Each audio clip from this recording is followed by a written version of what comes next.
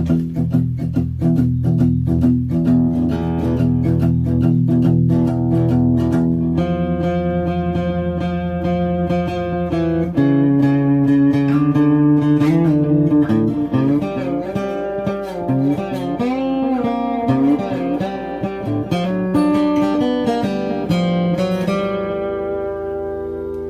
to the Serious TV Drama Podcast. I'm Scott, and joining me tonight, well, first, my usual partner in crime is here. Hey, Dan, how you doing? Oh, I thought you were talking to Brian. I'm doing okay. Hi, guys. Hey, Dave. And so it begins. Yes, we are also being joined by Brian. Hey, Brian. Hey, Scott. Hey, Dan. Good evening.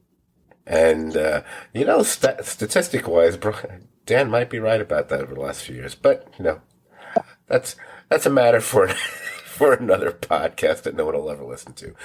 We are here. We are finally up to the final season of Breaking Bad. And as folks remember, if you go back in time roughly 10 years ago, that season was actually broken into two halves way back when. And it was at this point on the, let's call it the zeitgeist timeline, that people were finally sitting up and taking notice of Breaking Bad. So the rating for the final season was far higher than any of the previous four. This is when people started really actively talking about it. They were catching up on it via Netflix, or AMC kept doing marathons of it, and so on. The series, once they hit their final season, it had finally, quote-unquote, had become a big deal.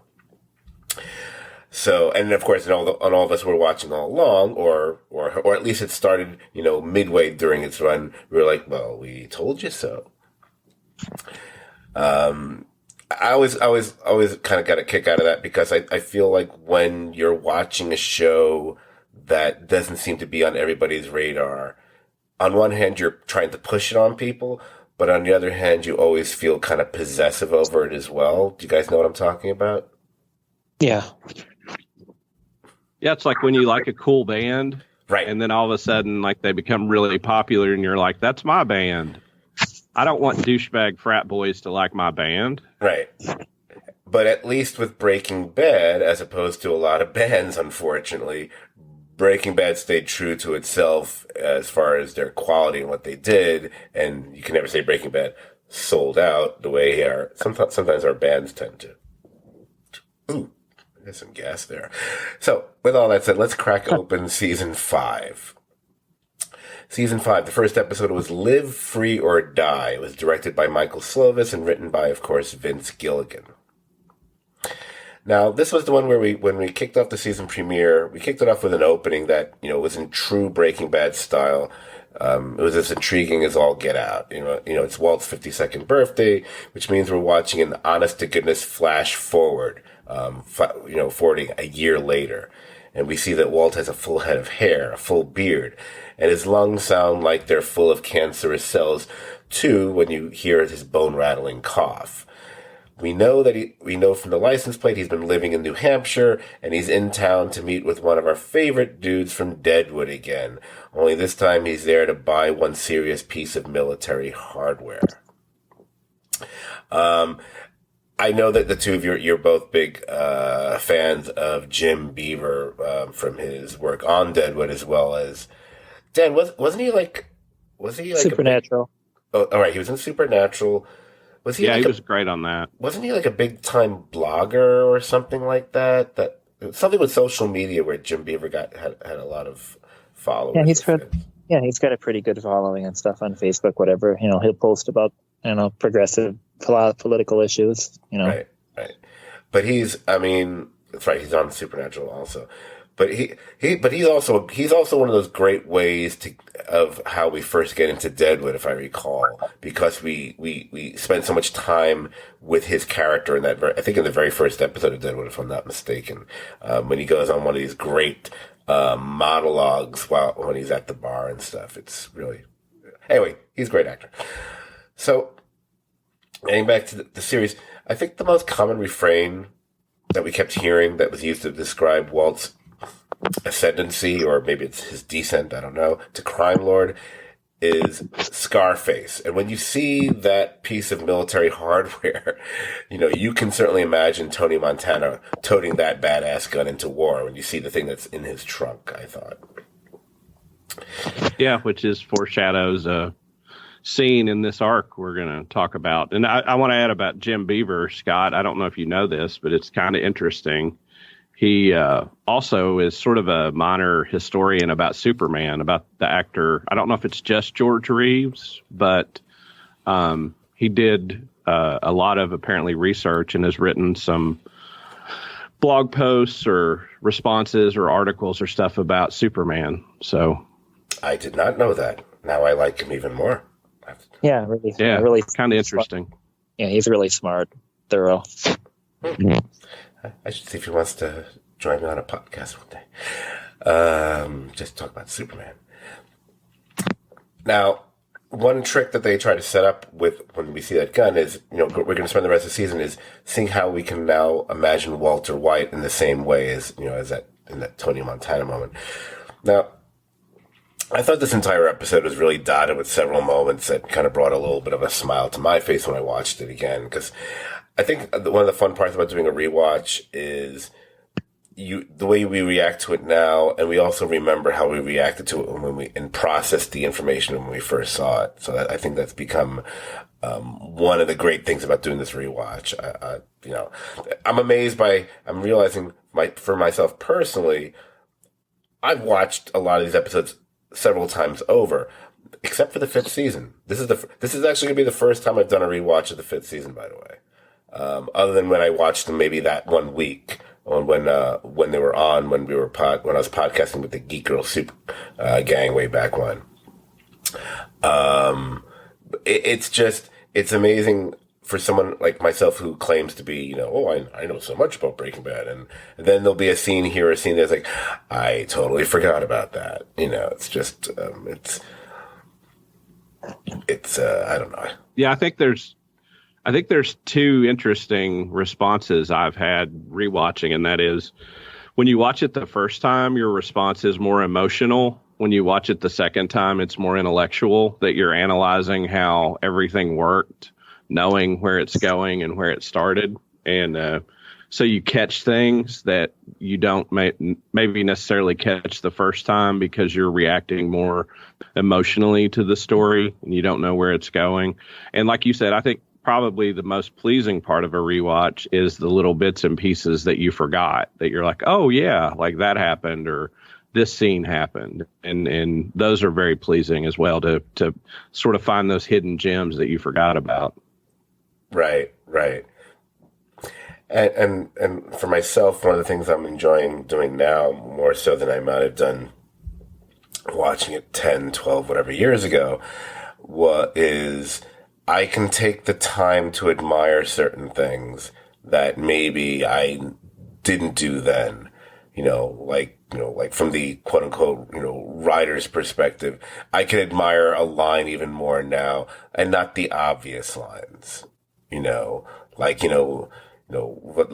Walt's badass lines, and it's something like, because I said so, or we're done when I say we're done. And and of course, the added thing I think for us now is when we're watching a lot of these scenes that also involve Saul Goodman, and that's also feeding into us being fans of Better Call Saul.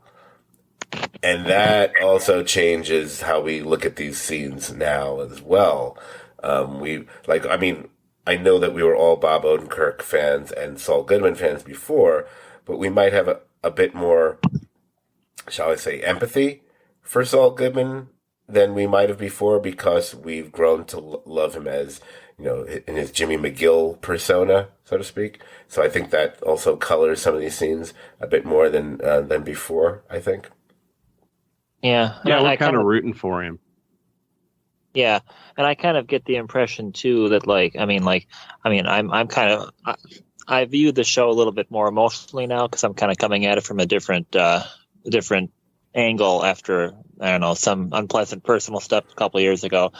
So I kind of see Walt in a more different way as time passes, and I kind of, just in the way that I get the feeling that after seeing the different kind of interactions that Saul's going to have with like Lalo, for example, in the season we haven't seen yet of Better Call Saul. I think that the way that Walt treats him as Walt becomes more of a kind of megalomaniac or whatever. Just the way that like when like in one of these episodes here where Walt really gets up in his personal space and stuff like that, the way he acts like just kind of feels like really unpleasant and unfamiliar and familiar. And I kind of think that after we see see the last season of Better Call Saul, that like stuff like that will seem even more like relevant. Like it's just gonna like instead of just seeing Saul as some kind of like slimy, like cowardly lawyer, like we might actually like see him as like remembering things that actually had happened before, and like, yeah, that makes a lot of sense. You're right. It's funny because I know you've mentioned several times in the previous Breaking Bad podcast of how your perspective has shifted and how specifically in how you see Walt and I'm not exactly, and I had said I wasn't exactly with you on that. No, not that matters.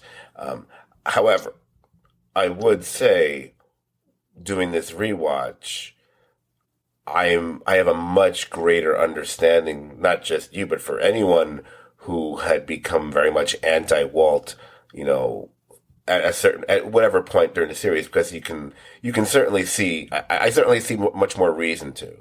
And there are certain things that, it feels more clear that there's more to not like, that he is becoming the villain, at a much earlier stage than maybe I had thought about it when I watched it the last time I went through the series, where I thought of that being more of I tend to think of it more as a fifth season, and really once we get to the midway point where it's Walt versus Hank, and then Walt versus Jesse, whatever.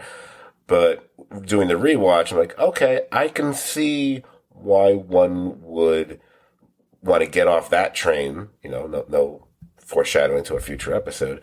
A hell of a lot earlier. Either it goes all the way back to the second season, or the third season, or whatever. I understand it more now. I don't, So I totally believe it's certainly a valid point of view, and it just totally get it. Well, but for me, I'm just adding personal stuff into the situation, and just changes the way you see certain things. I mean, each time I watch the show, I kind of become like more against Walt, less against Skyler as time goes, and this season's definitely quite different. But it's just just depending on the kind of things that happen in your life and stuff, you just see things differently, So if I watch Gaslight right now, it'd be a lot. I guess I would be a little bit less thrilled with the main character, the villain of that, and whatever. And you can just see certain things just the way that like for example, jumping ahead, like when Walt tells Marie about Skyler's infidelity. I mean, like what he's doing there, it feels very. It makes me feel pretty uncomfortable, even if though Skyler's not in that scene. I just, I understand what he's doing there on a couple different levels, and it's pretty skeevy. Well, I think personal experiences, in one way or another, will always impact and color how you view anything. It's that you can somehow you can relate to what you've experienced, for good or for bad. Yeah. So that makes perfect sense. One of the strengths of this show too, the writers on this show and the other show, just they're willing to tell a story that it can make people feel uncomfortable on different levels and stuff like that. But it just feels authentic without feeling in the least that they're not being manipulative or trying to make us just like Walt necessarily. He's just kind of acting like the way that he should be acting, and and it's up to the viewer to interpret it the way that they want to, I guess. Right. I totally agree with everything you guys said. And I think the way I would describe watching it this time is that all of my feelings are much more nuanced than when I first watched it. That I probably like Walt a lot less, but I still have empathy for him. I like Skyler more and have more empathy for her than I probably did. But then there's the interesting thing of like Mike, when you watch it without the context of 5-0 and Saul and that stuff, that Mike is just this stone cold badass that sometimes you like and sometimes you think he's a jerk. But you watch it like the episodes we watched for this, like, I had a whole different frame to watch Mike through. And I found it very interesting how I reacted to him and how I felt for him. Whereas when him and Walt would butt heads, I don't know that I cared who won and who lost. And now maybe I do in a different way. So it is interesting to look through that window. I mean, neither of them are heroes or good guys, but there is some shading to the character of Mike that seeing it really was interesting to me watching these episodes. Right. It's funny you should mention it because I as much as I love the Mike character, both on this and especially from Better Call Saul, and generally speaking, that's a guy I want to root for more often than not. However, there's something I find very satisfying when, like, say in the Mike versus Walt moments, when Walt turns out to get the upper hand or actually be right, because it's something doesn't happen with Mike very often, and I like Mike being fallible. And I kind of, because up until a certain point on the show, he wasn't presented that way. I mean, the most was the fact that Walt got the better of them when Jesse kills Gale at the end of season 3, and he kind of pulled it on them, whatever. But I think that's also the beginning of the unraveling of Mike to a very slight degree on the show, and how me and Dan, I think we talked about the killing of Victor. While, one could say, oh, it's sending a message, to Walt and Jesse sitting there. I think we agreed. He's also sending a message to Mike. And you can tell by Mike's reaction in that scene as well. So it's interesting. And then just summing up, one last thing about what we're all saying about just Walt in general and, not liking whatever, it gets into the likability factor. And what you guys were saying about admiring the writing of the show and Gilligan, etc., for not shying away from having a character and a storyline that might make us uncomfortable. It might cause us not to like the main character more so and more so as time goes on. I've talked about this, all the live long day. I'm all for that. I love, that's maybe one of the reasons I love the show, is that it doesn't worry about the likability factor of its main character. I mean, I know people who didn't like Walt from season 1 from the get-go. I didn't understand it, but I know people but they watched it anyway because they were just, they found the storyline compelling even if they didn't like the main character. But it goes to my thing where I get into arguments, whether it be with people in the business, whatever, about not worrying about how likable your main character is. And I think they don't worry about it here. And those who say otherwise, like, well, Martin Scorsese built his career basing his work around unlikable characters, and it worked out pretty well for him. And people, does anyone like Travis Bickle? Does anyone like Jake LaMotta? Come on. Anyway, where was I? All right, so let's get back to. I thought. Oh, come on. I'm sorry. Sure. I thought. Getting back to it, I thought the line where Jim Beaver doesn't want Walt to bring the gun across the border. I thought that was just kind of like an interesting little bit of characterization for him. Yes, I love a line that says a lot by saying very little, and what that actually meant. I enjoyed that as well. That's a good catch there. Oh yeah, he was he'll take a man at his word, but he still wants to make sure the specific thing doesn't happen. It says a lot in 10 words or whatever. Right. So I think I think I'm going through my little notes here and all the little points that I kind of made me love. Reasons I love the episode kind of thing, or things I remembered both watching it now and watching it then. I mean, the first one of all things was the actual. Remembering when I first watched it, when we watched this episode when it first aired, there was actually a surprise. Even though we talked about it before, we shouldn't have been surprised, but I'll admit, back when I watched this episode for the first time, the surprise that Ted was alive. Because I think when we were watching way back when, we kind of thought he might have broke his neck. We actually talked about that before. We realized, he's fine. But I think we weren't focusing on things when we watched season 4 way back when. And we thought, oh, did they just kill Ted? Well, but no, he's not. He's just in heavy traction, but he's not dead. The other things I liked about it were obviously the return of Mike and the beginning of what I would call was an uneasy alliance with Walt, which then sets up a very interesting dynamic for the next several episodes, which as we watch those next 4 and we know what's going to happen in the ones after that, it's like, oh, you've created this situation where it's combustible from the get-go, and now we're just going to wait for it to explode, because Mike pretty much calls it himself, right from the start, as far as working with Walt. And so now it's funny when you watch it now, it's like, well, what's the word I'm looking for? I'm struggling for a word on a podcast. It's really not good. Inevitable. When you watch it now, even if you didn't know, it feels inevitable that Mike is going to die due to Walt or by Walt's hand when you watch it now. Whereas I think we were shocked when we saw it the first time around. Right. And it's the classic flaw of Mike that, as you said, he's completely infallible, but he has a couple of weaknesses. And in this instance, it's Jesse. If Jesse's not there, he blows Walt away. But Jesse gets in between them.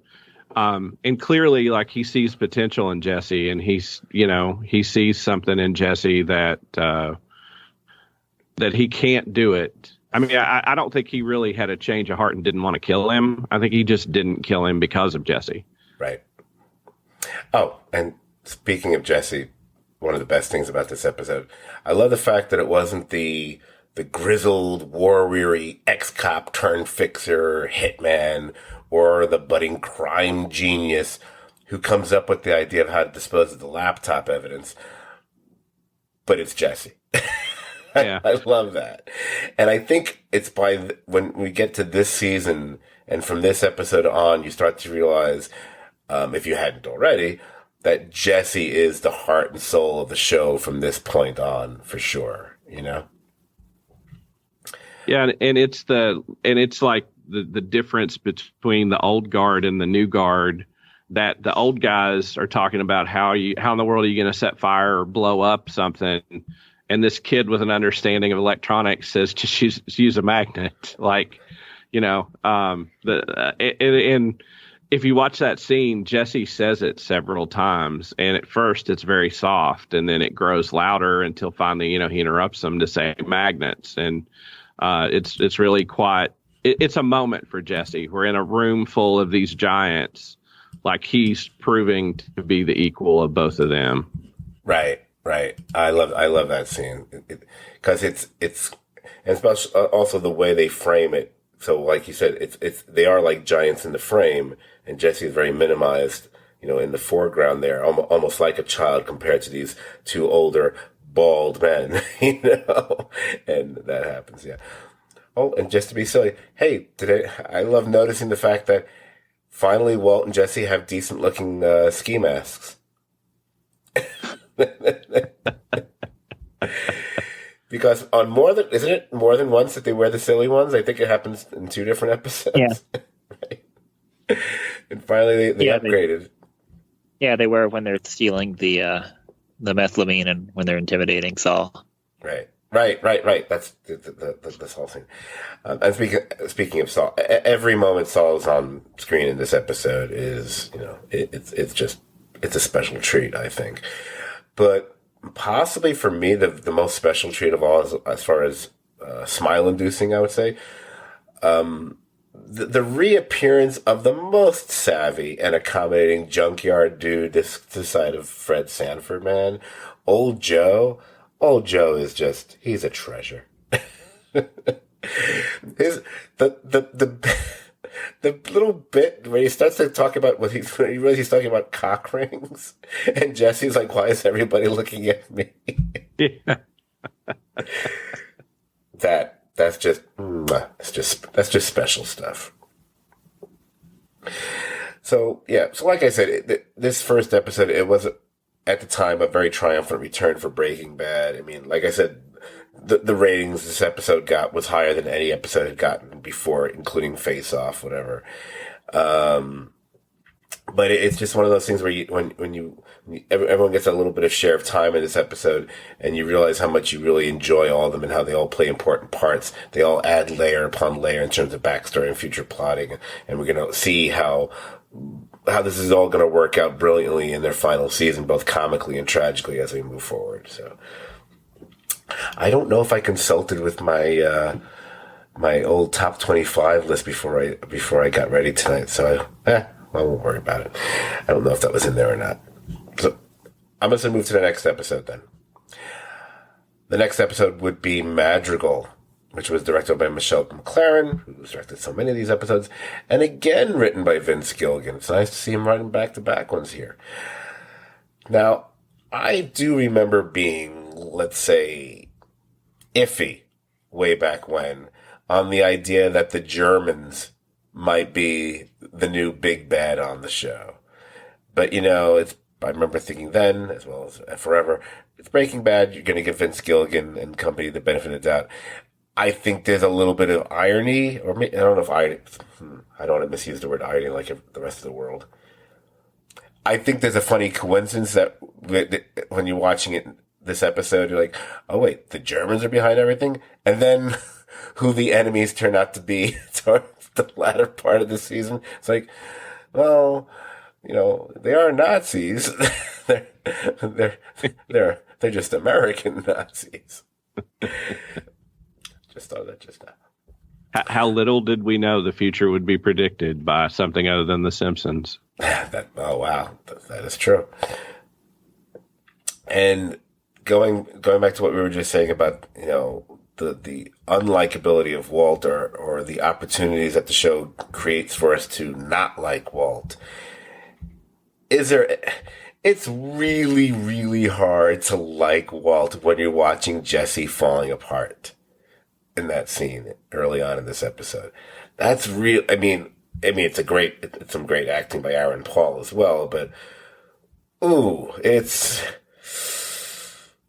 it's funny watching this season now. You're going like, wow, it is really hard to like Walt. And that grows like sort of.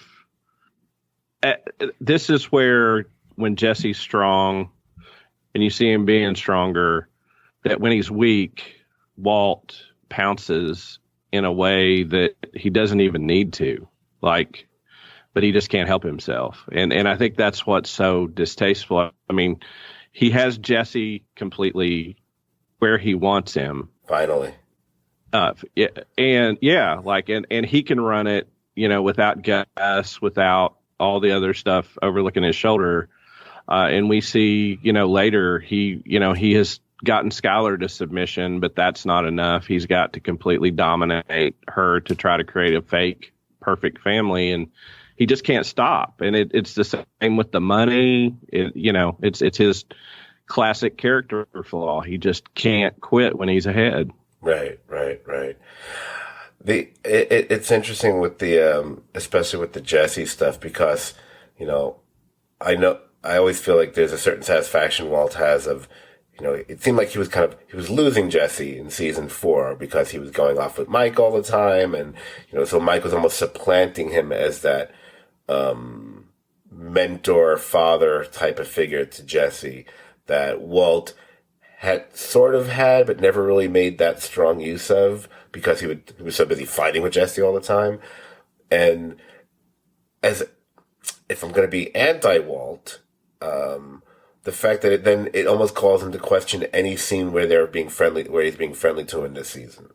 Like a later episode when they're sitting together just having a beer and they're having a conversation, everything is suspect. everything that Walt says feels like it may very well be calculated. It's manipulative to some degree. And you realize it is, and we've said before, I think we've said season after season, one of the interesting things about Walt, and this is extremely deliberate, he takes on aspects of the personas of those he's vanquished. You know? He does it from season to season. And that, what he's doing with Jesse, especially, again, we're not up to that episode, but who cares? That kind of thing, that's very Gus Fring. It's very Gus. It reminds me of conversations that Gus had with Jesse himself, in fact. It's very similar to that, in fact. So, it made, when I was watching it this time, I was going, oh, this is him. He's taking on a little bit of it. Oh, there he is. Anyway. So, Mike. This is a very Mike episode. By the way, for old school movie fans like me, like Dan, even probably to some degree, I think, I was thrilled to see that Mike was watching the Caine Mutiny. I'm a big fan of that movie.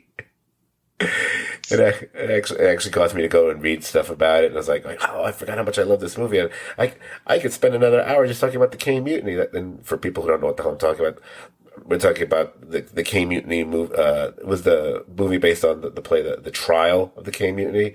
That's the movie with Humphrey Bogart and Fred MacMurray and Van Johnson and so on and so forth.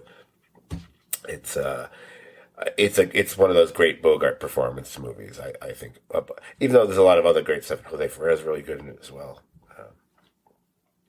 Anyway, but getting back to another eerie foreshadowing, the same way Scarface was when in these episodes when Walt's watching Scarface, like, you know, the downfall of the kingpin, the guy whose, you know, allegiances start to run amok, and you know, it's sort of like these windows into what's going to happen to these guys.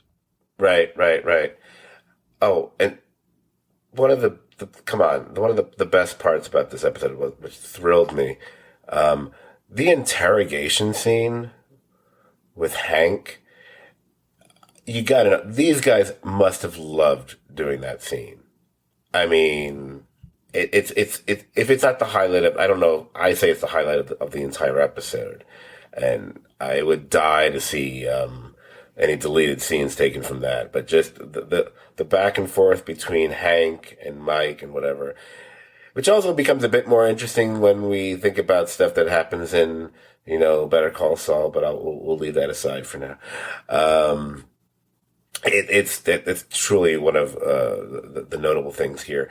Oh, I always like to point out, when we meet someone that's of note, we do meet Lydia in this episode. We actually see her in the earlier scene at the meeting with the magical contingent and the authorities. But her true intro is the scene at the diner. That's a great character intro. It's perhaps maybe a little bit more comical than I would have expected, considering what her character is throughout most of the series. I love the contrast between her and, you know, the deep sighing, world weary Mike and that whole sequence that happens at the diner. It's just one thing after the other. Even when she refers to him by a different name in front of the waitress, and the waitress clearly knows it's Mike because this is his local joint. I love that thing. And also, let's give them credit. You know, they knew what they were doing. One of the very first things we hear from her is talking about her stevia. So they established that right off the bat with her. I really thought that was a great little bit there too. Yeah, I love that scene because it's a microcosm of Mike, in that whatever environment he's in, he knows, like, anywhere he meets somebody, anytime he's doing something, he's sussed it out. And so he's meeting her at a place where he knows the people. You know, there's nothing weird going to happen if you go meet Mike somewhere that Mike decides, and you see that sort of control that he has over the environments. And I like where he says, you know, are you coming to me or am I coming to you? And she says, just look forward. He goes, well, I guess that means I'm coming to you. And he just gets up and walks over. It's just a great Mike moment. Yeah, it's a very nice moment there. Trying to think of other things I really enjoyed or that stuck out about the episode. One of them would have to be, speaking of Hank earlier, with when Asak Merkit is talking about his experience with Fring, the fact that at a certain point in that conversation and everything moving forward, it's an exact parallel of Hank and Walt, except Hank just doesn't know it yet. And it's just one of those nice, clean pieces of writing. I was like, oh, that's very nice. It's like, oh, look at that. This is this is basically what's going to happen. This is Hank and Walt. It's just we're just substituting different names right now. I got a big kick out of that. Now I'm just looking at something I had written a while back about this episode, and I guess it was something about Skylar. I'm just going through all this. I feel a lot of what I had in my notes. Some of these notes were written way back when. I feel we've kind of gone over in podcast after podcast. It's a defense of Skylar. So I don't really know if I need to go into all this right now. I just love noting that she might be the only, way back when, she was the only decent mom on any American Movie Classics TV show way back when, because every mother that appeared on every other show then was a horrible person. I'm just, flipping through this as I stall just a little bit. So I'm going to skip over all this because I don't know why I had all these notes. All right. So I liked how the Madrigal executive washroom had like a red toilet paper holder that seemed to have like some kind of light making the toilet paper also look red. Oh yeah. Well, the fact that they went in for let's make this bathroom look as much like the bathroom from The Shining as possible. Let's just wash in red, and to actually. So talk about relating things to your personal life, whatever. I actually had been considering doing that recently, and then all of a sudden, rational thought took over. Like, no, you don't want an all red bathroom. You'll go more insane than you already are. Don't do that. I thought you were saying you were going to like kill yourself with a defibrillator after eating tater tots. So I'm glad you didn't do that. No, although I think I think my death will come soon based on things I eat, but I don't think the defibrillator will be involved. I love him eating the tater tots. Just, it's so good. All the different sauces, like the way it was filmed, and it was so arty the way they filmed him dip the things into the sauces. It was a really beautiful opening sequence. And when I first watched it, I remember as soon as I saw it what happened, but it was odd. I remember the first time I watched it thinking like, oh, this is really weird. This guy eats tater tots and then goes and kills himself. Go on. Oh, when we get together in Raleigh this year, we should eat tater tots out of a fishbowl also. Now this dressing is a mixture of French and ranch. We call it French. It should have been like a Dr. Evil thing when he said that. Like, wow, he really. Anyway, I'm going to switch serious now because I think this is what this episode came down to for me. Look, I get that we are watching Walt's tragic. I say tragic. Well, no, it is. It's a tragic journey down the road to being a master criminal. And the excuse, that he was doing this all for his family, it's just a little more than a distant memory now with this character. Even when he says he's broke, which is, maybe it's mostly Skylar's fault, but she did it for the right reasons at the time. And we can appreciate the challenge the show, as we've been saying, is constantly presenting. At what point does someone no longer care or root for Walter White? The way we're talking right now, sounds like none of us are right now. I'm still a little bit, because I don't, it depends. But this episode, this is the one that it started to really lose me. It's the downright creepy way he's treating Skylar. It actually bothers me more than any other attempted or fully realized murder or depraved indifference or the fact he indirectly caused the death of hundreds of people, because Walt is not a moron. He must be able to see just how frightened and fucked up his wife is over realizing that his husband, he's not just a meth cook, he's a murderer. But when you get to that last scene in bed, it's hard for not to say that it doesn't feel like it's kind of bordering on rape. It's Oh, it's rapey as hell. It's when I watched it this time, I was 10 times more creeped out than probably the first time I watched it. I was super creeped out, and it was like watching an abusive person, trying to cuddle up with the person they've abused and say, "Don't worry, I've got it under control and everything's okay." And she's literally cowering.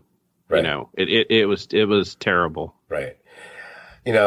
So the way I feel, on one hand, I want to say hats off to them for making me feel uncomfortable, but for making me seriously question my feelings about Walt back then when there's still so many episodes to go Breaking Bad.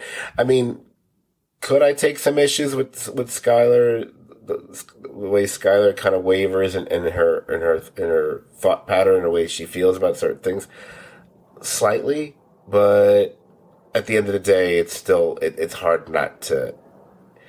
It's hard to forgive Walt for the way he's acting. He's acting in a way which is very disturbing. Let's leave it at that. Well, it's hard to imagine just expecting somebody to be totally cool when they know people were on their way to their house to kill them because of you. Like, if people were literally coming to kill the entire family, and you just want that person to get over it. I mean, that's pretty heavy. I mean, regardless of dealing drugs is one thing, but getting involved with the kind of people that kill your whole family, that's pretty. That was a lot on her. And I remember the first time I watched the show, what she says in a couple of episodes to him in the bedroom when they have the big fight. Like, I thought, wow, that kind of sucks out of her. But after watching these episodes back to back this time, like, this is the groundwork of why she says what she says, because he's truly treating her in a way it's basically a domestic violence situation that, like, you can't leave me, you're trapped, and I'm going to gaslight you and say terrible things to you and treat you this way such that she feels like there's no escape. And that scene was just terrible. And I think you hit the nail on the head. Like, it was really, really creepy in a way that I thought it was bad, but it creeped me out a lot more this time. Right. Absolutely. And plus the fact that she also knows that he bombed a nursing home. And I mean, like, no matter how smart he is, he could say he's going to, like, calculate the yield and make sure, like, nobody in a Jason room is going to get destroyed. But, if Hector decides to face his wheelchair a different direction just because he doesn't give a shit, they could, a few other people could have just got killed. And I'm sure she probably, he bombed a nursing home. Right. Yeah, absolutely. But one thing I can say in defense of Walt, not this, is that if Lydia, who's clearly a complete space case, is able to get one of Mike's guys to flip, maybe Walt's idea that Mike's other guys need to get whacked isn't necessarily, him thinking improperly. Because if Chris is willing to do that, I mean, I wouldn't say the other guys, even though they've been vetted, are necessarily trustworthy. So his instinct to do that, on a purely criminal level I think it's probably validated by this episode. Oh yeah, I never had an issue with him doing that. I understood it. It was just more the fact of such a major undertaking where it's total Godfather when we get there. But yeah, and you're absolutely right. This episode kind of makes that point. It's like, look what happened. How can you trust these people? And you know what? That money should all be coming out of his share anyway.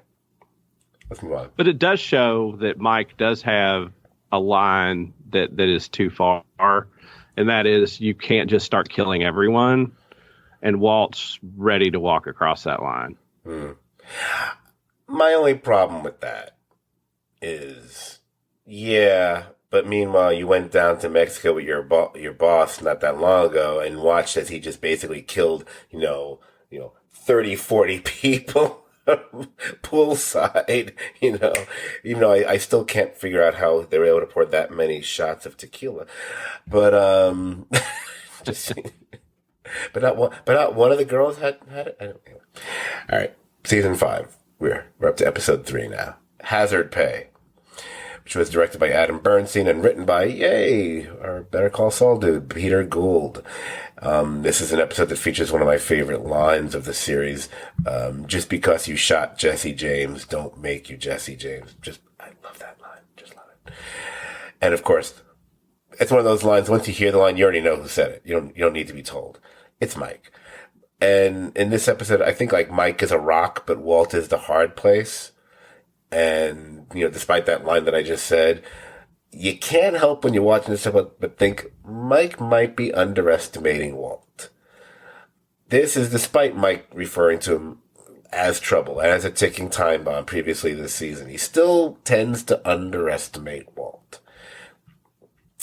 What's very interesting, and again, you can't really take away from the show because of what was later done on Better Call Saul, which takes place in the past, because those scripts hadn't been written yet. That hadn't happened, But it is very interesting when you watch this episode now and you have like the fact that Saul is totally against Mike joining their little enterprise. And he's just referring to how Mike had threatened to break his legs and stuff before. It's one of those things where I keep thinking that they know. They were always thinking about doing the Saul show. I don't know if they really thought that they were going to make it Saul and Mike. So I wonder about that when I see a scene like that. Yeah, I wonder that, but I think there is a sense that Saul has as yet undiscovered information Walter doesn't have about how these things go. That Saul is maybe a little more savvy about, how these criminal enterprises run and how things go based on his experience. And, he sees that if it grows beyond the three of them and their little thing, the implications coming down the road. And, he actually turns out to be pretty wise, to what's happening and what can happen. And yet again, another stop sign, Walt blows past and continues down the road. But I love that scene. And the talking about Mike and Walt, the thing I love about them facing off is, Walt's a really bright guy who has great ideas a lot of times. Mike knows how to make it happen, and Walt starts to assume he can do what Mike does and tries to go down that road.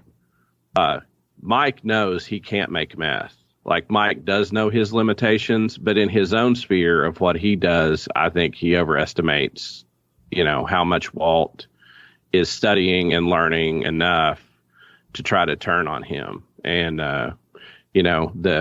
when he says the thing to Jesse walking out of the garage, about maybe Gus was trying to teach Mike something, maybe it wasn't just me and you, you see Walt has snapped. And the thing I wonder, and I've thought about this, about throwing this out to you guys and see what you think.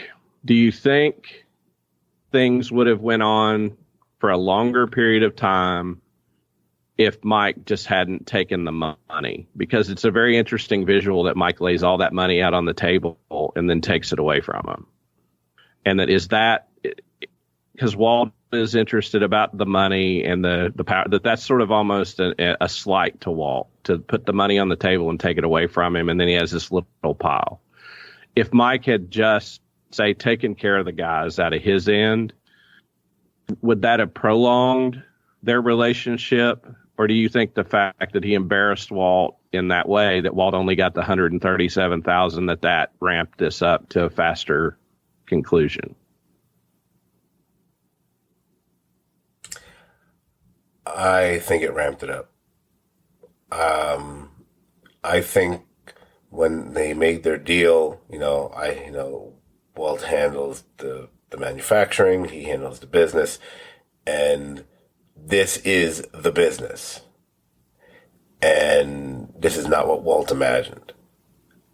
And the fact he points out, even if Jesse's right about, but we're owners now, it's ours. But Walt is still, but it's not, then again, Walt is all about being in control. And he's not in control of this now. He's ceded control, and he's not getting what he wants out of it. And he's being spoken to in a certain way. And Walt is past that. So I think that the whole sequence with the money is what accelerates what's eventually going to happen between the two of them. If he had taken the money out of if he had said from the get-go, I'm going to make my guys whole again, but that's on me, I got to take responsibility, whatever, then maybe that doesn't happen. I think maybe that doesn't happen. At least not yet. I think it still eventually does happen, but I think this was just, what you were describing with the money. What's nice about, again, it's a nice little piece of writing there. It's because you get a literal visual example of minimizing of Walt, and it's very well done. Just doing it that way. They did that deliberately that way. So yeah, I think I don't know. Maybe Mike would have made it to the second half of season 5. Maybe.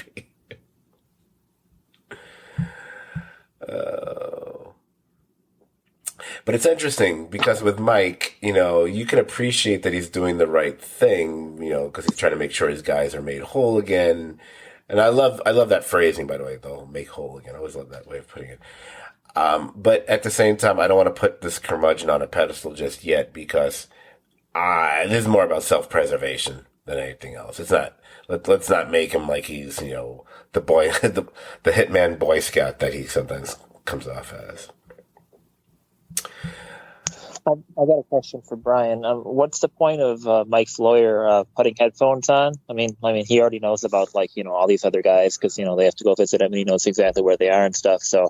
Can you really explain why he would, as a lawyer himself who tends to, do errands for drug lords and stuff, what his motivation would be in doing that with headphones? What his lawyer was doing was keeping plausible deniability so that whatever exactly was said, if there was any information that he didn't need to hear, he couldn't hear it, he couldn't be asked about it, and he couldn't divulge it.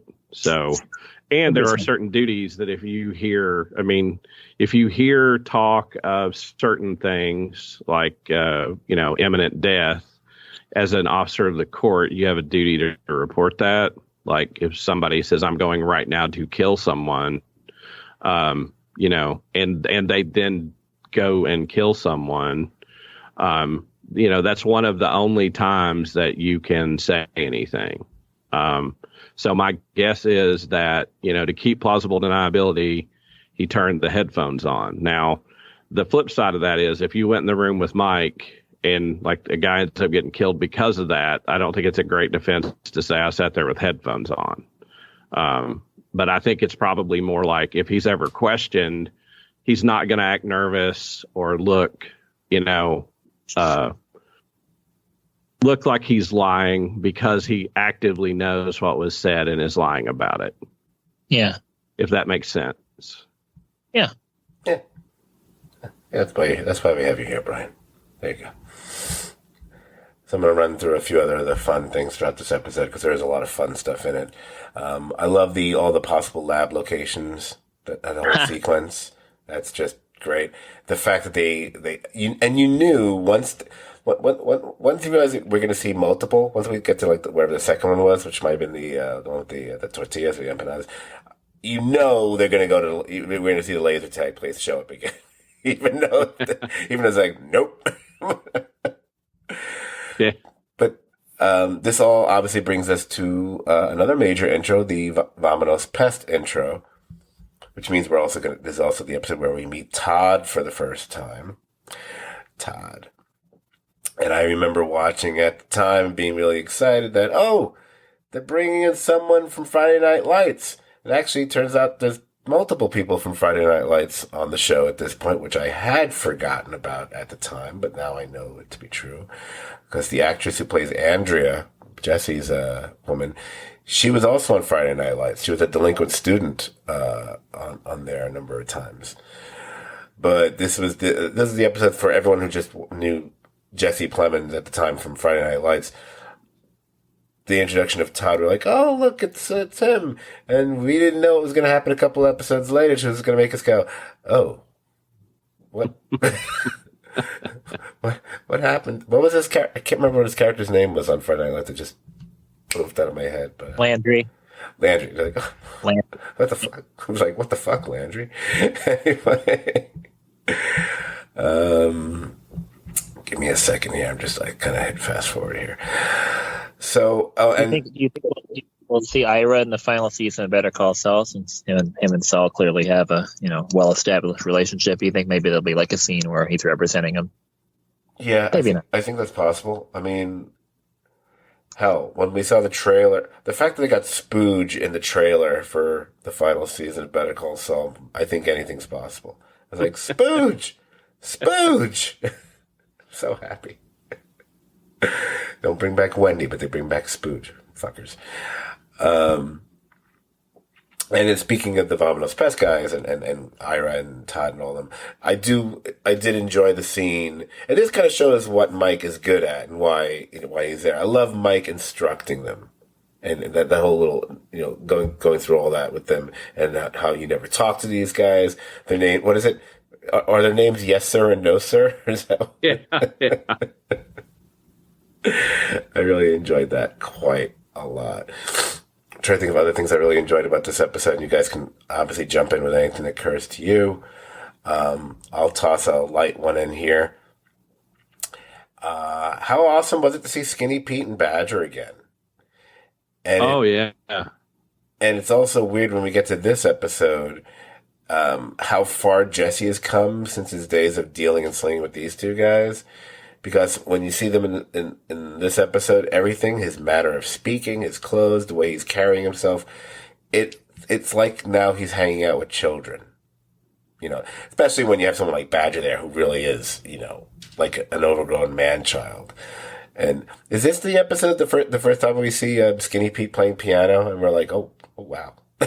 I think that's this episode. Oh, he's like killing it at that keyboard, and Badger sucks at guitar, but Skinny Pete's really good at piano. So beyond that, then we get let's get to Skylar here. I remember at the time it was, God knows it's definitely a GIF, if not a meme. The whole shut up with Marie scene. And I remember way back when I was thinking, I should look on YouTube. I bet someone's done it, where I need a mashup of Skylar's breakdown and Jack Nicholson's presidential tirade for Mars Attacks, where he keeps yelling shut up over and over. Just splice those two together. It's just in this whole sequence where she always thought that Walt was just in over his head, a small player in a much bigger picture, and she was always willing to do whatever was best for the family. And now she's realizing it's quite different than that, and that's which then takes us to later on, what Dan brought up before, the whole Walt talking to Marie and revealing what Skylar had done and using that as the excuse for what her behavior is. Is it wrong that I even as I'm saying it, I feel bad saying this. I kind of find that I found it weirdly funny that the way he was tossing her under the bus to Marie. I know it's the wrong reaction, but I couldn't help it. Oh yeah, that's definitely like, I can see that in a dark humor sort of way. Well, I don't know that what he does is funny. It's Marie's reaction to it that I think is, for me, is the humor, because, of course, Marie, gets up and gives him the big hug and like basically is like, oh, you poor thing. Like, Marie Marie always tries to emotionally manipulate with guilt, and he uses what she does like right back on her. Right. And I think that's probably what's so satisfying about is to see like him use the guilt of her prying and telling her this thing, and her reaction to it, I think, is what creates the dark humor in it. Right. Well, it's interesting because at this point, and again, I'm somewhat reiterating things that have been said in previous podcasts, but Skylar at this point, she's more than just simply complicit. She's actively participating in criminal activity, which, as I've said a number of times, makes perfect sense because I keep saying she's a better liar than Walt. And you can even see in earlier episodes that there was a clear thrill she got out of doing it as well. And this is all, but we were talking about the way she is now, is the Skylar's realization that Walt is actually a murderer and a cold, calculating one at that, the way he responded to her question at the end of the finale, kind of tells her that. That's all kind of fried her brain. But then when she walks into the living room and she sees Walt and Walt Jr., watching the promo, oh Lord, how meta are they? Watching the promo for AMC's Mob Week, I mean, and which is, Scarface, it's probably about as unsubtle as this show will ever get a reaction. Because it's a moment I thought was both humorous and kind of chilling at the same time. It's not quite, Walt and Brock chilling, because that look that Walt gives the kid is the official Walt is giving me the heebie-jeebies moment of the episode, I think. But it's still kind of unsettling all the same because, and I think that really feeds into her wanting to get her kids out of that house is when she sees the two of them together and how they're enjoying what they're watching and everything. I think that kind of, even if it's subconsciously affects her, kind of like, okay, we got to get my kids out of the house, away from this man. That's the way I read it, at least. Yeah, I mean, not that I had like, Amish or prudish parents, but, I didn't sit down with my mom and dad and watch Scarface and eat popcorn. I that was probably a bridge too far for my parents. And the sort of humorous / chilling thing is when they shoot the shot from the point of view of the TV back into the room, that, he's sitting there with Holly on his lap, like, this little baby, just sitting there watching this, like, extremely violent thing, and they're yakking it up and eating popcorn. And I think that was sort of, I don't want to say not appropriate because that's not strong enough, but it just seemed wrong.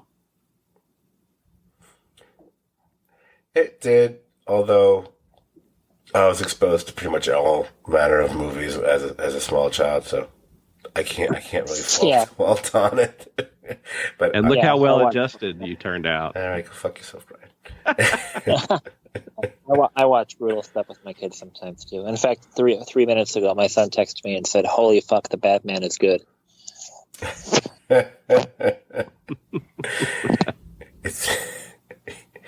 He actually said, "Holy fuck!" Wow. He did. How old is he again? 16. Oh, okay. Oh, the daughter's is right. She's the younger one. I keep forgetting. Yeah. I don't got her swearing yet, but once she starts working in a few months, then maybe. She's working in the fields. Yeah, it was. I mean, again, it's another really strong episode, and lots of great Saul Goodman stuff in this episode as well. Was there anything else that stuck out for you guys before we move to the next one? One thing, and I don't know if it was this episode or last, that we didn't talk about, that it just popped in my head, was the scene where Hank's talking to his one of the people in the office. I don't remember if it was the boss or whatever, and the guy says, "I can't believe like the picture. I looked at the picture of Frang, and he was right there in front of me the whole time, under my nose." And basically, like, the camera is focusing on Hank, like, sort of talking about how, Frang was a friend to the law enforcement and had been to this guy's house and they grilled out. And then we move from that to immediately the next episode, Hank going to a house, to a cookout right there with Walt. And it's a nice bit of writing that foreshadows, the same situation Hank's in is what I don't know, was it the ASAC, Dan, that was talking to Hank that gets replaced? Yeah. Yeah.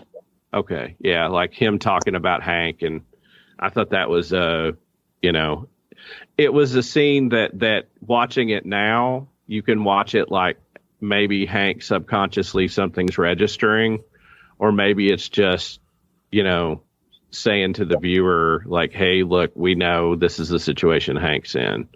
I've watched it.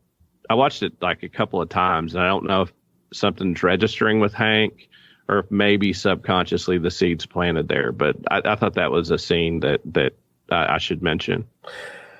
Yeah, it was in the previous episode. I mentioned the parallel of what ASAC Merkett was talking about him and Fring was really less talking about Hank and Walt, and how Hank doesn't know it yet, but everything he's saying basically applies to Hank's relationship with Walt. So yes, the fact that he's at a little cookout the very next, or an episode or two later, with Walt kind of echoes that. So there's kind of there's a nice little unexpected foreshadowing there. So that's kind of nice. You're right. In fact, we're going to get to that episode now, which is the fourth episode, which is 51, which was one of those few episodes directed by Rian Johnson and written by Sam Caitlin. And for some reason, I had focused on the quote, "Nothing stops this train," because, oh, look, it's, you're telling us what's going to happen in another episode. Much like a Jesse James reference to Rob Trains. Huh? They're totally foreshadowing the train episode, which is going to be in our next podcast. Anyway, this episode for me, I think, was just really about a lot of it was about the realization of just how dire Skylar's situation has become. The fact that she thought she was married to a man who'd gotten in over his head and was looking for a way out, but then it obviously is what I was just saying just a few moments ago, that she made herself an active participant in illegal activities in order to help him and keep the family together and safe. And, you can go through the timeline with her and when things started to, the unraveling of Skylar. The first harsh note with her, between her and Walt, you can go, if you don't have to go back too far, you can just go back to like the midway through the fourth season, the whole, when Walt declares himself to be the danger, the one who knocks, whatever. Then we later find her at a little crossroads in another episode.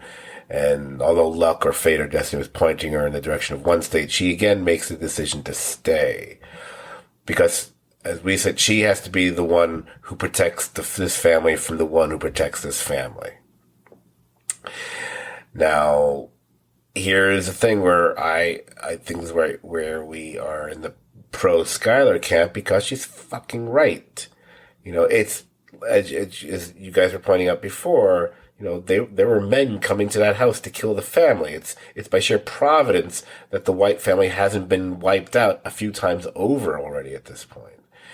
So it goes to what you were saying before about, it's about Walt. It's either it's his obstinate nature, his growing ego, his hubris. He's responsible for putting his family directly in harm's way. I mean, for him or anyone to think otherwise means you're paddling into the rapids of denial. And then when she finds out her husband is actually indeed a murderer, and like I said before, a calculating murderer at that, who has no intention of getting out of the business, because now he's actually the guy in charge. I mean, we're watching her have this, she's on the verge of a breakdown throughout the first few episodes of the season, and then, culminating what happens at the cook, I guess we can call it the cookout, whatever. At least they're eating a meal outside. It's no wonder. She's a pube hair away from a mental breakdown. It's like, look, we talked earlier about that a couple episodes ago where Walt was downright rapey with her. If that if that made you feel a touch uncomfortable, then you really should understand what her mindset is at this point. So when you have that scene, it's like the important scene of the episode, I think, when she takes a walk to the bottom of the pool, it's not a genuine suicide attempt, but it's an act of desperation. It's an act of depression. It is a cry for help, you know, but it's also much the way Walt does. Because, they have their similarities, these two. It's a very calculated move by Skylar as well. This is her way. She knows what she's doing. She's not having a mental break. She knows what she's doing. She wants to get the children out of the house. What's the better way to do that, to exhibit behavior like this in front of Marie and Hank? So that way it doesn't seem that bizarre when she asks that they take care of the children for the time being. Because Marie, she even says it's Skylar's idea. Because Skylar is not dumb. She knows that the plan isn't that good. It's probably kind of bad and risky as anything her husband has ever, frankly, concocted. But she's not dumb. And the fact is that for all of Walt's badass behavior as he belittles and berates her, and it's a great scene. It's one of the great scenes of the show, I think. And it's very reminiscent of it reminds me a little bit, for people who are Sopranos fans, when Tony and Carmela had a huge showdown in a famous episode of The Sopranos where they were just, nonstop fighting with each other. But here is what Brian was saying before. I think when Skylar delivers the nastiest verbal kick in the guts after he knocks down all of her options by saying that she will just wait for the cancer to come back. That's, to me, that's like the dramatic wow moment of the episode, maybe of the season so far, for me. So I know I just went on a little bit of a spiel there. I apologize. I just wanted to get that all out because it was in my head. So you guys can have at it for a few minutes here. I totally agree with your assessment. And I think the first time I watched this, I thought maybe she genuinely just wanted to die. This time watching it back to back to back and sitting with it 4 episodes in a row, I saw what I thought was interesting is that she actually does a manipulation the way Walt would, but it's to genuinely, what in her mind is help the family. It's not selfish because she's staying behind. She's not getting anything out of it. When Walt creates these manipulations, it's to make himself look better or achieve some goal. She's actually sacrificing in this because to her family, she looks like she's the one in trouble. She makes herself look bad for the benefit of her kids. And if you look at it that way, that's the only way she can get them out, based on what Walt has said, that, it in a way, it's almost sort of noble in a way. Yeah, you can do an interesting contrast. Contrast what she does here, what she does, and her motivation for it, and what it achieves, and compare it to, say, I don't know, Walt faking his fugue state and going through all that, and how it still tends to be questioned by people. Everyone felt there was something a little hinky going on there, and why he did it, whatever. And what she does is a much neater, cleaner, and more believable way of going about it. That just popped into my head. I was like, oh yeah, it's like him in the fugue state.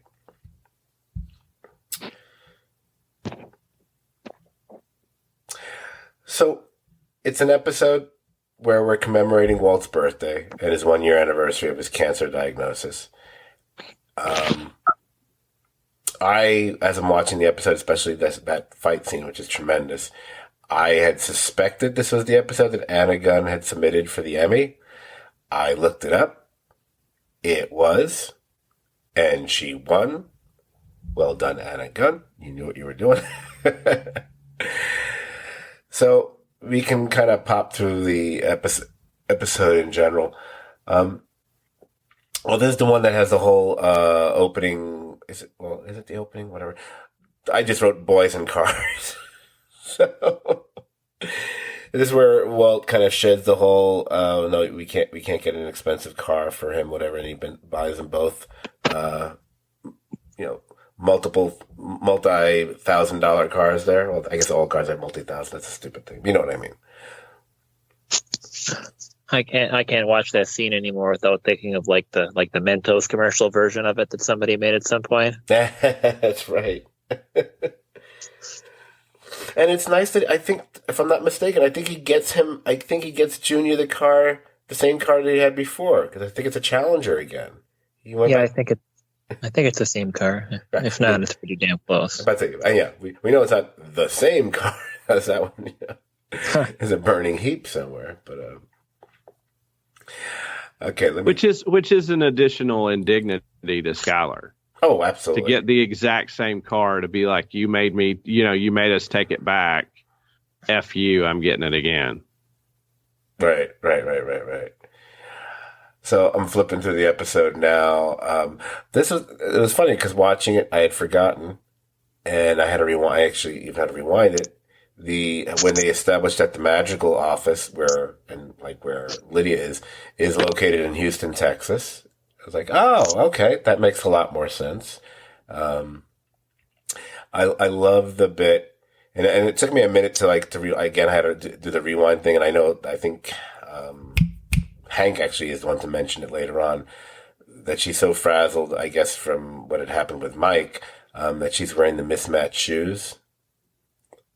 I love the mismatched shoes. I love that. Yeah, Gomi says, like, she's too tightly wound and he goes, well, she wasn't so tightly wound that she couldn't wear, or she wore mismatching shoes. Like, he picked up that detail that there was something off about her. Right. Trying to think of anything else that was really, I love the little details. I love the fact that when Walt comes home, it's not simply that Skylar is smoking. It's that she's using his birthday mug to tap her ashes into. Not that, of course, having a birthday mug is a little cheesy to begin with, but I just love that she's using that. It's just driving point the home. Like, yeah, I'm waiting for your cancer to come back as I tap my cigarette ash into your mug. I really enjoy that. There's something about this episode which I guess is a little bit important, and I'll just from a symbolic perspective. It's in this episode. Walt replaces his car, which is a bigger deal than maybe one might think, because that car, that Aztec, was really a representation of the person he was. Because that car, it's always been kind of a strange car. It's not a car you see very commonly, whatever. So it's a little odd and idiosyncratic. Not the most impressive looking of vehicles. It really seemed, they picked the cars very specifically to match the characters. We've talked about that before, whether it be on Better Call Saul or Breaking Bad. They're very precise about that. And this might be the epitome of them. So the fact that he gets rid of that car, he basically sells it for $50, in fact, and replaces it with what he ends up with. It's just one more, wow, Walt is totally not chained, but the transformation is really kicking in here.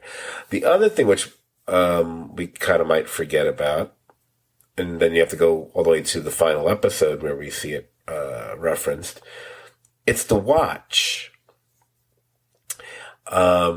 It's first of all the fact that Jesse has gotten him a watch, which is he does seem genuinely touched by it. He's definitely, especially considering what's going on in his own home regarding his birthday. But then you realize, up until this point, he's had kind of a dorky, geeky, he's had a calculator watch, for God's sake. Who the hell still wears those? I remember that in the 80s, man. But, it's the science nerdy kind of watch. And that's now jettisoned and replaced with, this expensive, sleek model, much like his car. It's just showing how he's moved up the ranks. So I think so I remember when people watched the finale, there was some confusion about, I think there's a scene early on where he leaves the watch somewhere. And people always were, I don't understand what the watch meant. And I want to say, you probably forgot the fourth episode of the season and what that watch meant and why he had it. That's why he abandons it. Anyway, I just thought it was interesting because you have those things happening in this episode, and then you also have him finding the Heisenberg hat again, which, if maybe the biggest symbolic thing in the entire series of how important it is to him, and how it always represents his conversion or transformation into the Heisenberg character. But there's that one little moment, and I love it. Again, it's just I just love the little touch like that. When he's looking at the hat and you see that single little thread. The hat is just a little bit, hat's never been frayed before. We've never seen that. And the fact that just seeing that, and Walt is all about the details. There's the guy who, in the waiting room spends time, shoving like the little piece of paper or matchbook, whatever it was, to straighten the table when everyone's worried about Hank's going to die or not. He's all about the little specificity of life. Him staring at the thread, it's, you almost expect, is he going to try to trim it? Is he going to pull on it? Whatever. The thread itself, it's this foreshadowing of the unraveling of him, of his business, of his private life, of everything. Even if it's going to take place over the next few weeks or months or however you look at it, it's definitely it's definitely a visual hint of things to come with that. And again, it's as simple as a fucking thread. I that's the kind of stuff I love. Yeah, that was great visual storytelling. And I have to say, I have to confess something. I actually drove an Aztec. My mom owned one. And she is probably the antithesis of who Walter White becomes. And that's probably why they picked that car to start with, because if you knew my mom or know my mom, she is, about as mild-mannered, non-confrontational as you could have. But I think him selling the Aztec for next to nothing is symbolic that he values his prior life very little at this point, that he's all in on the new life. And, with the hat, with the watch, getting rid of his car, he's fully embracing the person that's going to destroy everything in the next bit of episodes. I mean, he's putting the black hat on and loving it. And hubris, whatever it is that led him there, it is odd, like, because even Junior says, Dad, like, what, $50? Like, and he's like, who cares? Like he doesn't really, he gives the car away basically. Right. So yeah, that thread is the first, it's starting to unravel. And I think that thread is right when he says, like, nobody's like slowing down, or I forget the phrase. I think you said it earlier, like, nobody's stopping this train, or he says something like that when he's looking at it. He's sitting in the seat with Jesse and Mike, and Mike says, if we have to slow down, we slow down. And Walt says, no, we're not slowing down. When they're talking about the methylamine. Right. Nothing stops this train. That's the line, which, and then guess what happens in the very next episode? Oh, train. There you go. Wow. Yeah. They're brilliant.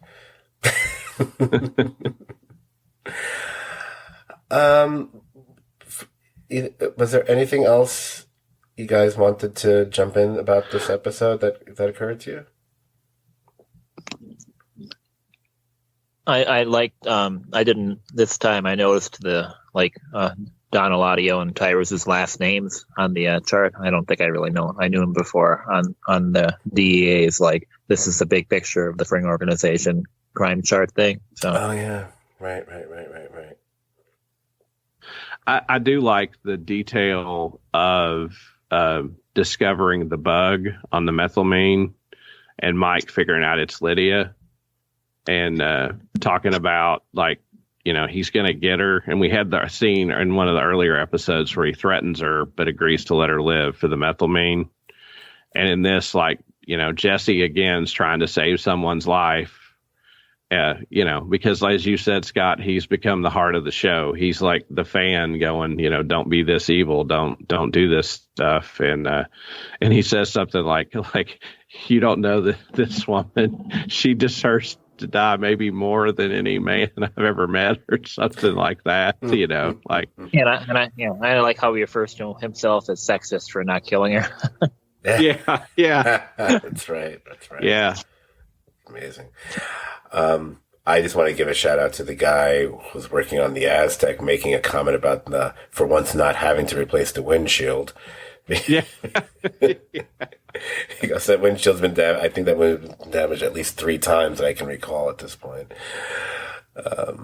Yeah, and you have the sort of Goodfellas illusion, like, had to clean it up where you hit that deer. Oh, yeah. Think of, right. I hit one of them deers, Mom. Forgot about that. That's good. All righty then.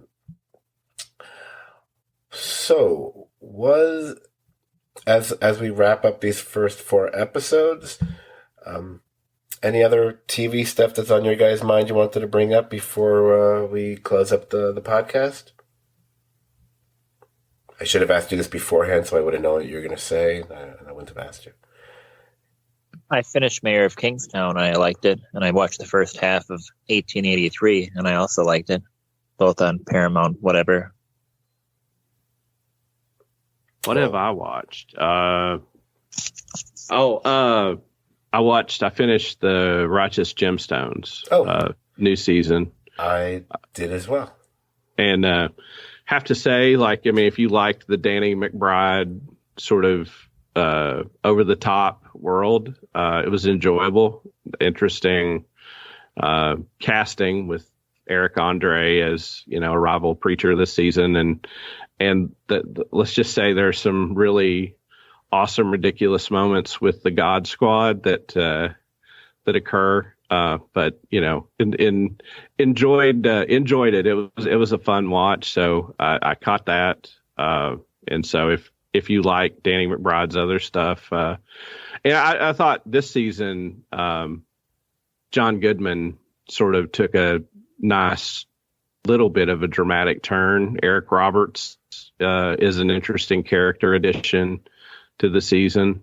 So I thought it was enjoyable. If you like that stuff, check it out.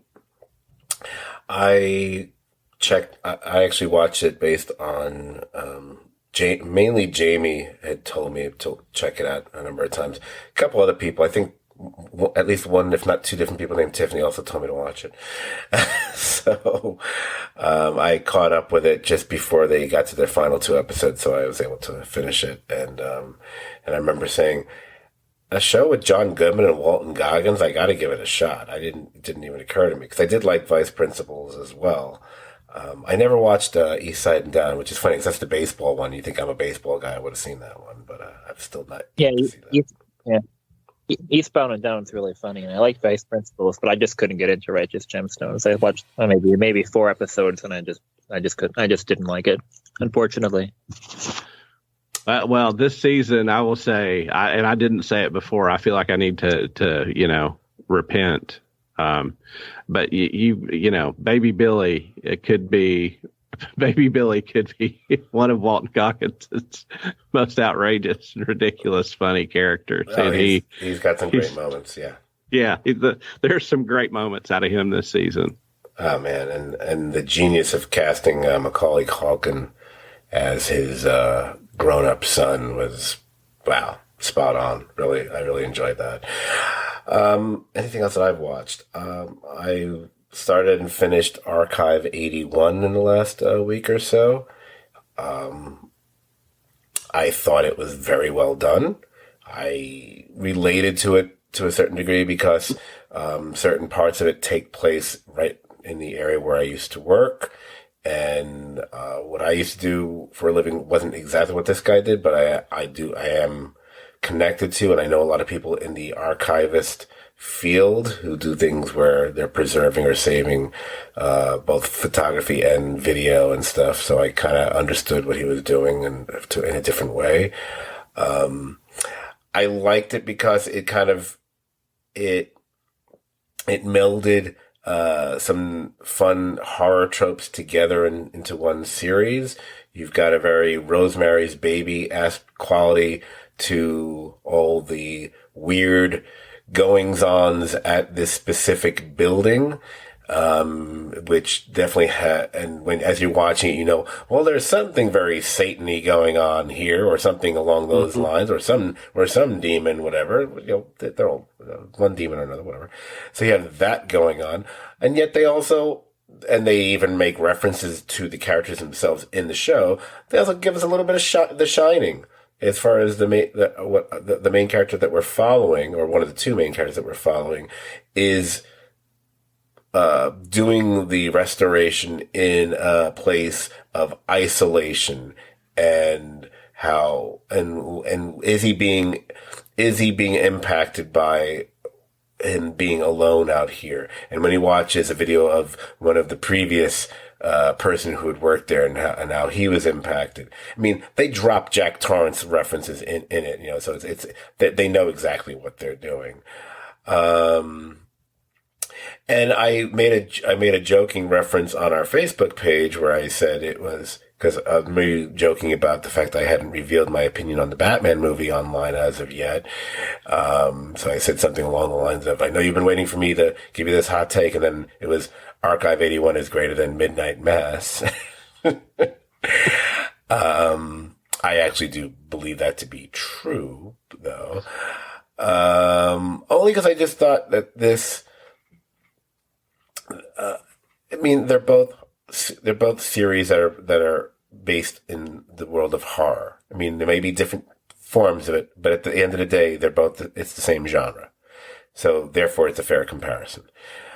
And I also like the fact that, and actually, that's something I think they do on Midnight Mass too, and some other shows that we've all watched, where maybe, if not usually like the penultimate episode, they'll do an episode which suddenly takes place, 50 or 100 years earlier. They certainly did that in the wasn't it, Brian, the name of the guy who did Midnight Mass? What's his name? Mike Flanagan. Mike Flanagan. He certainly did that in his previous one, the one in between Haunting of Hill House and Midnight Mass, the second one. Is it the Bly Manor one? Yeah, the Haunting of Bly Manor. I think, if I'm not mistaken, isn't like the next to last episode kind of take place way in the past, and then they come back to the present. They started to do something like that in this show as well. And I remember, and I'm halfway through that episode, and I'm thinking, I kind of know where this is leading. I don't know why it's kind of cool, but it's kind of a waste of my time, until a character drops a comment and I realize, oh, I'm not just waiting for one person to die. Apparently they're all going to die. Oh, I didn't know that was going to happen. Oh, I'm all on board now. And I'm looking forward to them, what the next, I'm assuming there has to be a second season of this damn show. If anything, they kind of I don't want to give away everything. They kind of underplayed the ending. Yeah. Right? It kind of ends on a kind of a, blah, and they make it like a,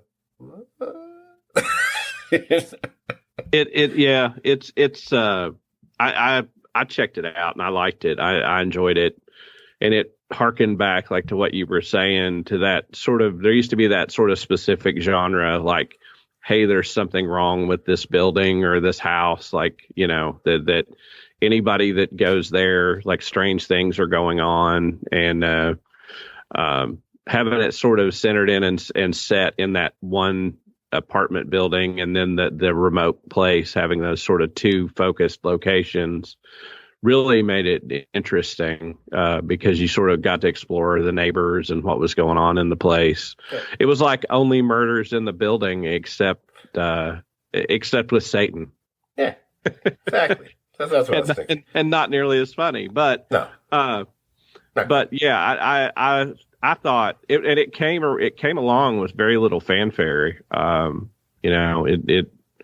don't know how well it did, but it was one of those things. I watched it fairly soon after it came out and enjoyed it. So I pretty much agree with what you said. I liked the way a lot of the found footage wasn't necessarily scary, but it gave you a sense of foreboding Right. that led to the present fear. Right.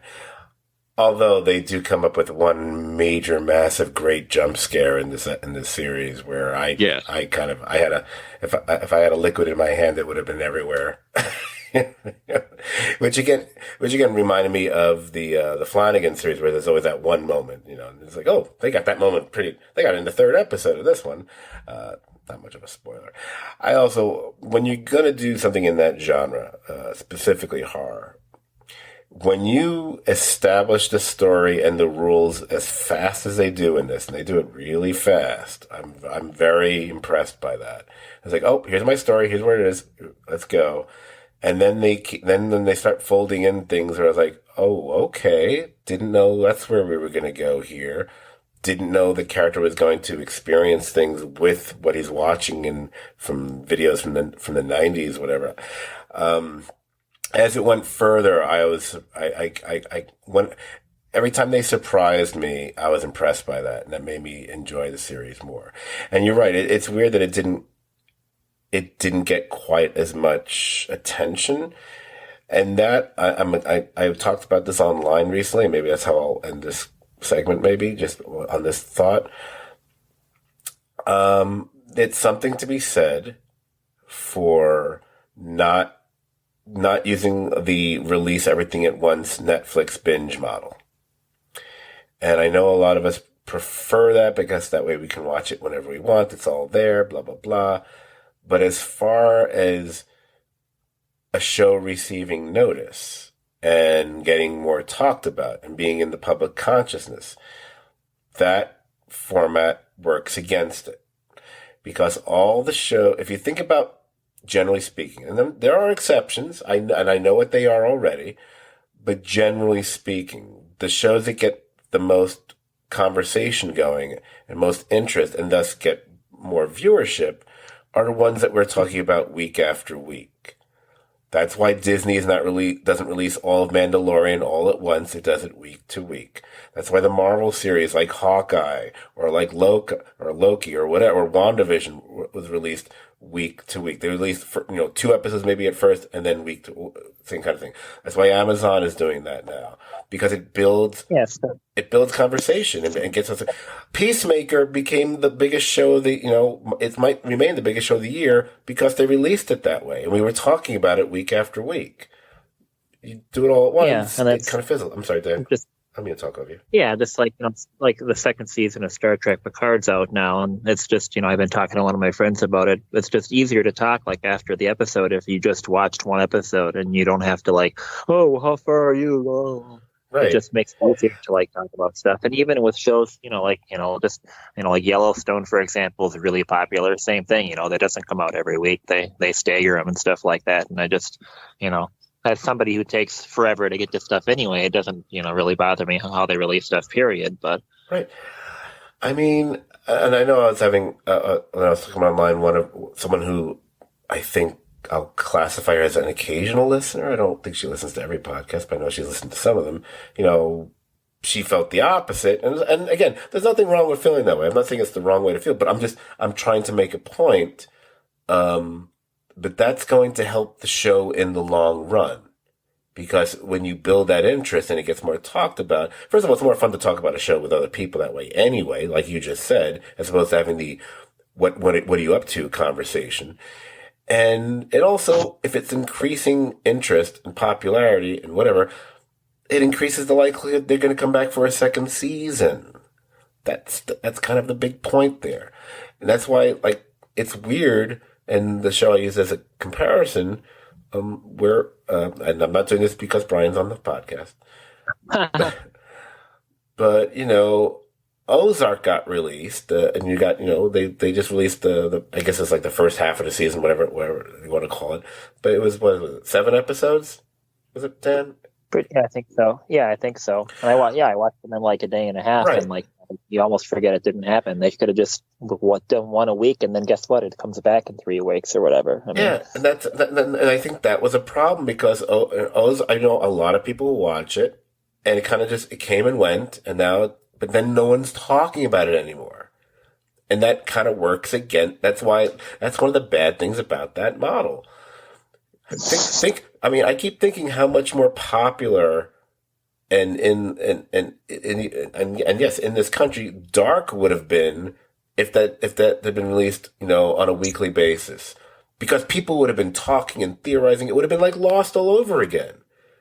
Yeah, I think the biggest point in favor of what you're saying is like right now we have more content than we've ever had.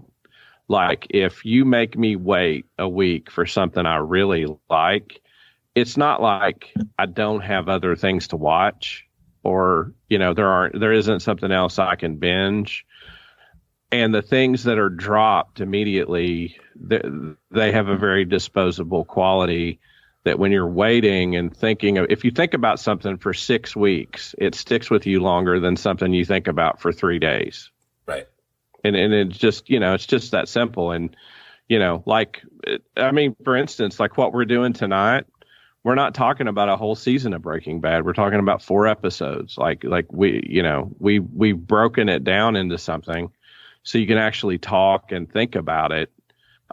If you do a whole season podcast and everybody watches a whole season, there's so much you're not thinking about, you're not considering, that you just can't remember. The human brain can't remember. And it's, I think the joy of something being good and making you wait is worth it. And I think, like, you and I about Peacemaker, you get, 48 minutes, and when it's over, you want more. Like, if we'd have binged Peacemaker, we'd have probably talked about how great it was, but I don't know that we would have considered it as great as it is, because we wouldn't have looked at all the parts individually. And, if you have 8 great episodes and you think about them each for a week, that's going to seem better than something you watch one time, consider one unit, and say it was really good. Right. Right. Yeah, and it can make for a different experience. But, just even with this podcast, to me and Scott did Dark seasons 1 and 2 in their own podcasts, and then for the final season, Scott humored my odd and probably more time consuming than needed to be suggestion of breaking it up into individual episodes. And all the podcasts we did were good, but it's definitely a different experience, like having to slow down and like talk about it a little bit, and then anyway, I guess we'd have to ask the 4 listeners to the podcast what's more enjoyable. I guess comparing. We have more than 4 listeners. Don't. despite what's, I'm not going to go down that road. I swore I wasn't going to do that. Yeah. But we hope not vengeance. No, right. But we don't have the most outstanding listener numbers, but they're not as bad as people think they are, or as I make them out to be, because everything that's revealed on that post host site is not actually all the listeners that we have. Anyway, yeah, and I remember I think when we were talking during the Best of 2021 thing, it was kind of like why I didn't want a show like What We Do in the Shadows to be all released at once, because I liked having that to look forward to. Yeah, exactly. But I'm not going to say I want that to be for everything. I also love when, they drop an entire season of Big Mouth and I can just binge a bunch of Big Mouth episodes, because I just love watching a bunch of those in a row. So I'm not like that about everything. But I think, like, if you want to dump Cobra Kai. Oh yeah, Cobra Kai is that's a perfect cool binge show. That's a perfect binge show, and as it was popular, you can dump a whole season. And nobody is upset that it binged and it's over, and everybody looks forward to next season, and it's a fun binge. But a show like Ozark would benefit from the pacing of spacing it out and being able to talk about it, and the show we're talking about, Archive 81. I think the mystery and the way it was, I think people would have really talked about it and been into it if it had a chance to grow. Yeah, that's what I was thinking. Exactly. Because, again, especially when we're talking about dramatic series, anything that's got any sort of element of mystery or suspense or, the puzzle aspect to it, whatever, are always going to benefit from that. And you know that when you go back in time for, like, again, like a show like Lost, or even if you go to shows like, like the X-Files and stuff like that, or Twin Peaks, those shows benefit from that because, it's what makes them kind of fun. I mean, is the fact that you can kind of talk about it with other people or read stuff online, or if you're one of those people who likes Reddit, you go there, whatever, When it's all digested, dumped all at once, you don't get that opportunity. So that's all. I'm just saying. I think it worked. That's if they had done a different kind of model for Archive 81. It's like what you just said. I think it might have been a bigger deal, and I think it works against a lot of shows in the same way. And that's all I have to say about that. Pretty good. Yeah. I don't want to binge Curb Your Enthusiasm. I like the one anyway. Just another example. People, all those great HBO shows, Exactly. You could fucking wait. God damn it. Anyway. So, hopefully, y'all out there, if you enjoyed this podcast, you know what? You'll probably enjoy hanging out on our Facebook page as well. I've made enough references to it. It's the Serious TV Drama Podcast page. You can like the page and join the conversation about shows like Breaking Bad, pretty much like anything we've already mentioned or anything you'd like to mention. You can find our podcast, wherever you found it in the first place, because you're listening to it already. But you can also find it in places like Apple Podcast, Amazon Music, Spotify, and so on. We're good buddies with Joe Rogan and stuff. I don't know why I said that. But better still, you can find all of our podcasts, even the ones that for some reason say forbidden. Ignore that. Click on the link. It'll take you to another page, and then you can listen to them. It's a weird thing. I don't understand it, but don't ask me.